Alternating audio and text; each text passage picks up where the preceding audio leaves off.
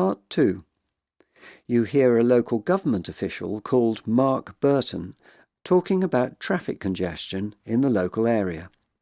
For questions 7 to 14, complete the sentences with a word or short phrase.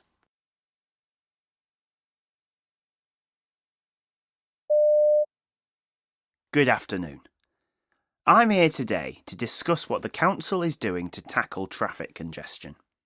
Now, I know that many people are in favour of banning traffic from our city centre entirely. This would certainly reduce pollution in the area, which is obviously one clear benefit. However, local businesses are concerned that it has the potential to harm trade. Now, I happen to disagree personally, but I can assure you that the Council considers the commercial implications of traffic calming measures very carefully. And some people have expressed fears that vehicle bans in the city centre would simply move congestion elsewhere, like residential areas. This would bring increased noise and parking issues. And we also need to consider how increased traffic in the suburbs would impact on road safety.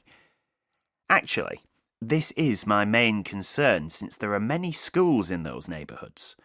More vehicles in those areas would be a danger to children walking or cycling to school. We've been collecting evidence from other cities across Europe and looking at how they're dealing with traffic congestion.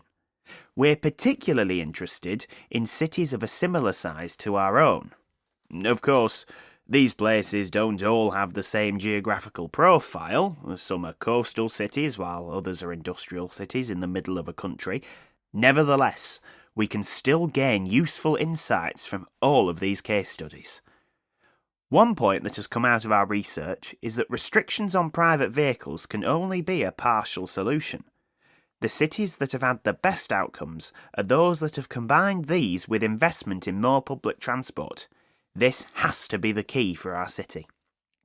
So, if we want fewer cars in our city centres, we need to adopt two main approaches. First, we need to provide better alternatives such as cheap, convenient bus services. I call this a carrot approach. At the same time, a stick approach will make driving less desirable. For instance, higher parking charges will make driving more expensive. The City Council is working on a range of measures that will combine both of these approaches. Firstly, the Council will be increasing bus services citywide by 70% within 2 years. We hope that this will encourage more people to leave their cars at home.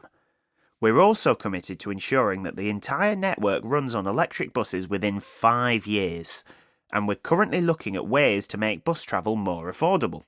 We are consulting local associations and will make an announcement soon about discount programmes.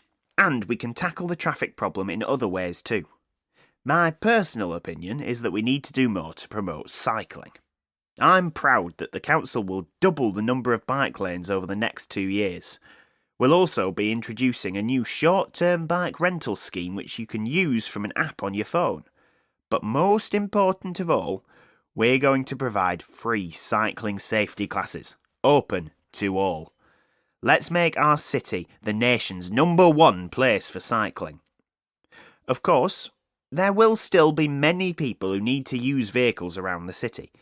Our aim isn't to punish motorists that have no other option. But if you can use other alternatives, you should. We also have to ensure that motorists use their cars responsibly, so there will be stricter fines for vehicles parked illegally. We are also introducing slower speed limits on roads in residential areas, and we're exploring whether one-way zones could reduce traffic congestion further. If you have any suggestions, we'd love to hear them.